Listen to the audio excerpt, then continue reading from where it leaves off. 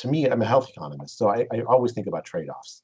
And the Yeah. question is, what is the trade-off here? If we shut down our lives for an extended period of time, what will we get from it? What will we lose from it? And that to me is the key policy question, right? If we think about shutting down our lives for a long period of time, well, we get unemployment, we get poverty, or especially poor people getting hurt. We get depression, we get suicides, we get long-run health effects of the lockdowns on the one side versus the avoided cases from COVID-19 on the other, right? That's the benefit. Is it worth it? Well, the question is, can we expect the lockdown to permanently address COVID? And the answer is no, right? We have not ever cured it or eliminated a disease with a lockdown. New Zealand's just discovered that. Indeed, it has. I mean, it's unfortunate, but it's. I mean, New Zealand, of course, is in some sense in a unique place. It's an island, 5 million people. You can actually, maybe if it could work anywhere, it would work there, right? They stamped out the disease, they thought, and yet it's popped back up. I think I was seeing like 70 or 100 more cases already in just the past week. It's an incredibly infectious disease, hard to stamp out, and you can't isolate yourself from the world forever. And yes, and so you raise, I think, the really important point that there are trade-offs, and we're going to have to make informed decisions. I'm very worried in my own country at the moment. We, like the United States, are a federation.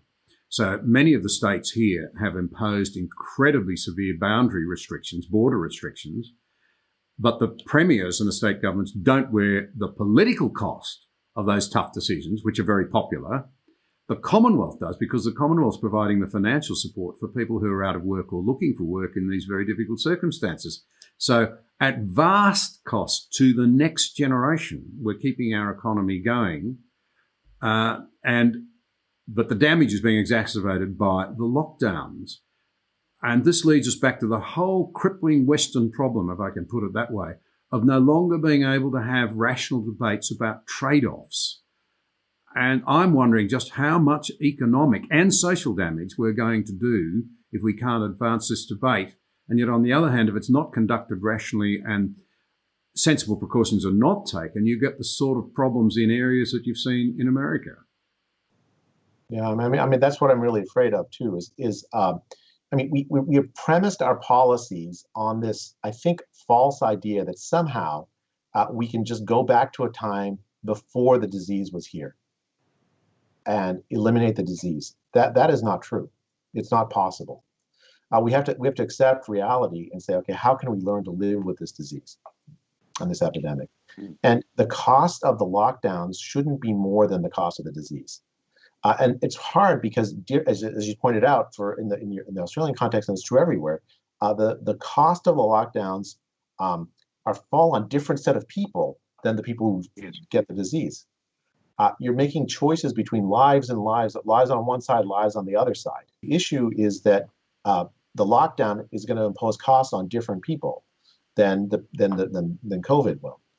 And it's not simply dollars. I mean, unemployment, of course, is bad, is dollars, but it's also lives, right? So suicides, actually unemployment itself and economic damage itself poses cost on health. And we know that that's long-term costs. Life expectancy goes up with rising income. I was looking at the IMF forecast for Australia, and it says right now it's 4.5% reduction in GDP just for this year. Yeah, and that's before the most recent shutdown. Well, exactly. It will be more. And that, as a former legislator and somebody who's at the heart of an economically reformist government, that, I've said it many times before, and some of my people will write in and say, stop telling us, but we actually eliminated all Commonwealth debt in Australia. And now we're flat out going back into serious debt, and our children are going to inherit that. And it will impact on their lives. But just on the non-economic costs, and I must say I'm very critical of some of the media who are all for lockdowns to save people's lives. And of course that's important, but it can be, very emotionally lopsided, or lopsided in terms of the emotions that feeling plays to, or those reporting plays to. There's modelling conducted by Sydney University's brain and mind centre, and backed, I'm told, by the Australian Medical Association, says that the annual rate of suicide in this country can rise from an already pretty staggering 3,000. I mean, in a country like Australia, we are so fortunate. It's already 3,000 to 4,500, another 1,500. That is, suicides and youth suicides would make up half that increase. It's a very powerful pointer to some of the human, not economic costs of these lockdowns that are not being taken into account. I mean, John, that has me very, very worried. The suicides themselves, but also even more broadly, we're asking our youth to pay the costs of the. I mean, that's who pays these costs of these lockdowns. You have delayed schooling, essentially schooling online instead of in person. We have. I mean, young people are meant to be in company with one another. We're not meant to be alone. It's extremely costly from a social development point of view to have that, and it's those young people that are paying those costs. I mean, it's fine for me. I can sit in my nice office and talk with Zoom and keep doing my job. That's fine. But it's also poor people that are paying the cost. The people who can't afford to do what I'm doing. I think that the unequal distribution of this is absolutely devastating.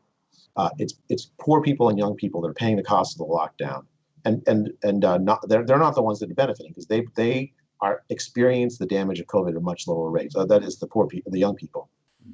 And this leads into another concern I have about what's happening in the West with our atomization, the fracturing of our society, where, you know, if you were from Mars, you'd say we all seem to be at war with one another, you know, gender lines, race divisions, and what have you. But now we're heating up an intergenerational battle as well.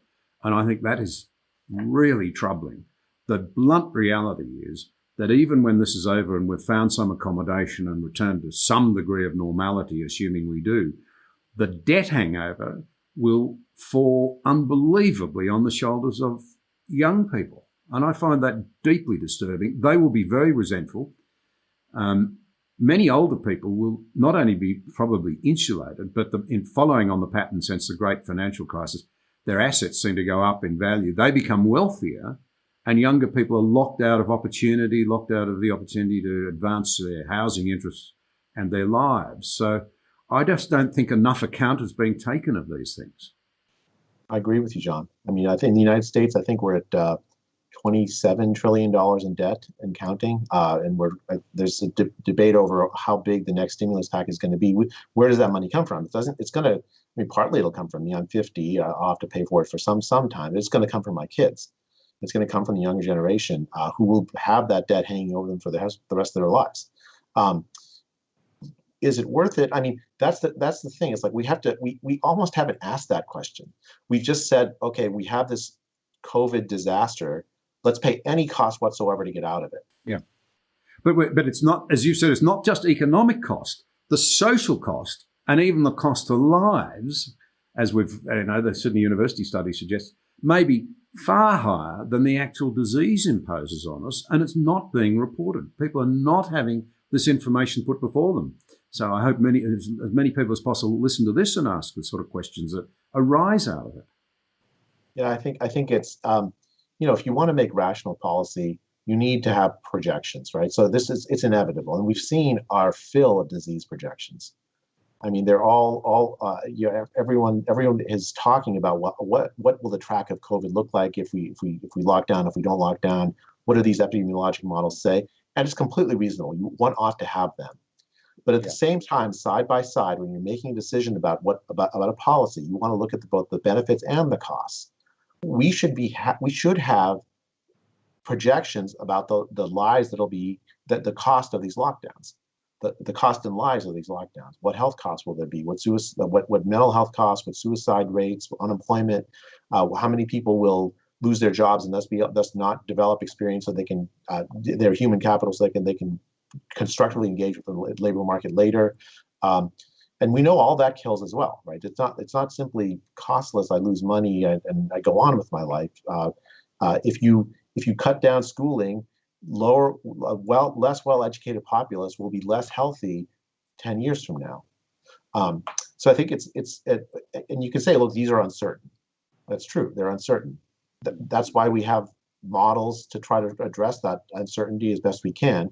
But and the disease models themselves are uncertain. They haven't done a very good job either in tracking the disease, as you probably know, in projecting the disease. So it's uncertainty on both sides. It's not an excuse not to consider both all the costs and the benefits together when you're making decisions about policy.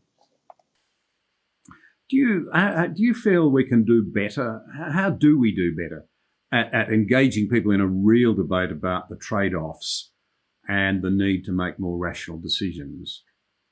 Because we're not very good at it now in our cultures. We were once, but we're not now. How can we get a better debate around this so that we get better policies for the sake of our children in particular? John, I think part of it is we have to address our fear first and foremost. I mean, I think that more than anything else has driven the division over COVID policy. This abject fear of what the disease is. It's a deadly disease. One should be concerned, but should one put aside one's rational faculties in order just because of that fear? It makes no sense. Let's look and see, okay, how deadly is it? Let's actually consider all the costs and all the benefits